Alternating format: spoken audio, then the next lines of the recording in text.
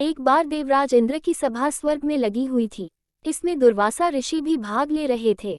जिस समय सभा में विचार विमर्श चल रहा था उसी समय सभा के मध्य ही पुंजिकस्थली नामक इंद्रलोक की अप्सरा बार बार इधर से उधर आ जा रही थी। सभा के मध्य पुंजिकस्थली का यह आचरण ऋषि दुर्वासा को अच्छा न लगा। दुर्वासा ऋषि अपने क्रोध के लिए प्रसिद्ध हैं। उन्होंने पुंजिकस्थली को कई बार टोककर ऐसा करने से मना किया, लेकिन वह अनसुना कर वैसा ही करती रही। तो दुर्वासा ऋषि ने कहा, तुझे देव सभा की मर्यादा का ज्ञान नहीं। तू कैसी देव अप्सरा है जो वानरियों की तरह बार बार आ जाकर सभा में व्यवधान डाल रही है। जा, अपनी इस आदत के कारण तू वानरी हो जा। दुर्वासा ऋषि का शाप सुनकर पुंजिकस्थली सन्न रह गई। अपने आचरण का ये परिणाम वह सोच भी नहीं सकती थी, पर अब क्या हो सकता था।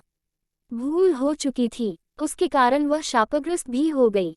उसने हाथ जोड़कर अनुनय विनय कर कहा, ऋषिव, अपनी मूर्ता के कारण ये भूल मैं अनजाने में करती रही और आपकी वर्जना पर भी ध्यान न दिया। सभा में व्यवधान डालने का मेरा कोई उद्देश्य न था। कृपया बताएं, अब आपके इस श्राप से मेरा उद्धार कैसे होगा। अप्सरा की विनती सुनकर ऋषि दुर्वासा पसीजे बोले, अपनी इस चंचलता के कारण अगले जन्म में तू वानर जाति के राजा विरज की कन्या के रूप में जन्म लेगी। तू देव सभा की अप्सरा है, अतः तेरे गर्भ से एक महान बलशाली, यशस्वी तथा प्रभु भक्त बालक का जन्म होगा। पुंजिक अप्सरा को संतोष हुआ। पुनर्जन्म में वानर राज विरज की कन्या के रूप में उसका जन्म हुआ। उसका नाम अंजना रखा गया। विवाह योग्य होने पर इसका विवाह वानर राज केसरी से हुआ। अंजना केसरी के साथ सुखपूर्वक प्रभास तीर्थ में रहने लगी। इस क्षेत्र में बहुत शांति थी तथा बहुत से ऋषि आश्रम बनाकर यज्ञादि करते रहते थे।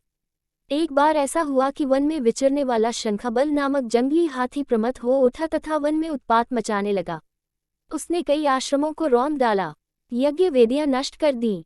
उसके भय से भागते हुए अनेक तपस्वी बालक आहत हो गए। कई आश्रम उजड़ गए। कई ऋषि भय के कारण आश्रम छोड़कर चले गए। केसरी को जब शंखबल नामक हाथी के इस उत्पात का पता लगा तो वह आश्रम तथा आश्रम वासियों की रक्षा के लिए तत्काल वहां आए और शंखबल को बड़ी कुशलता से घेरकर उसके दोनों दांतों को पकड़कर उखाड़ दिया। पीड़ा से चिंघाड़ता हुआ वह हाथी वहीं धराशायी हो गया और मर गया।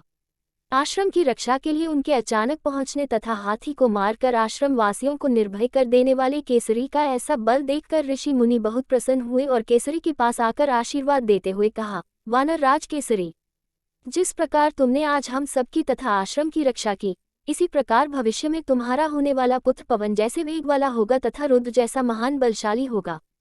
तुम्हारे बल तेज के साथ साथ उसमें पवन तथा रुद्र का तेज भी व्याप्त रहेगा।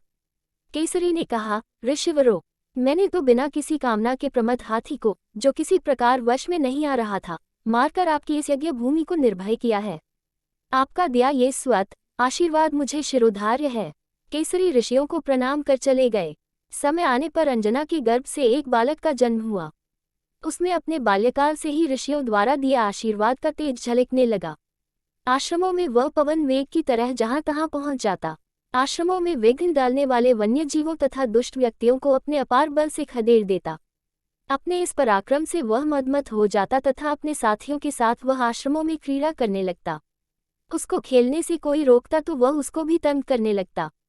बालक तो था ही, उसके बाल कौतुक से जब ऋषियों को असुविधा होने लगी तथा उनके पूजा पाठ और यज्ञ में व्यवधान आने लगा तो उन्होंने उसके स्वभाव में शांति लेने के लिए आशीर्वाद जैसा शाप दिया कि तुम अपने बल को हमेशा भूले रहोगे। जब कोई तुम्हें आवश्यक होने पर तुम्हारे बल की याद दिलाएगा तब फिर तुम में अपार बल जागृत हो जाएगा। इससे वह बालक शांत स्वभाव का हो गया। केसरी नंदन यह बालक आगे चलकर हनुमान नाम से प्रसिद्ध हुआ। सीता जी की खोज के लिए जब कोई समुद्र पार करने का साहस नहीं कर रहा था और हनुमान भी चुप बैठ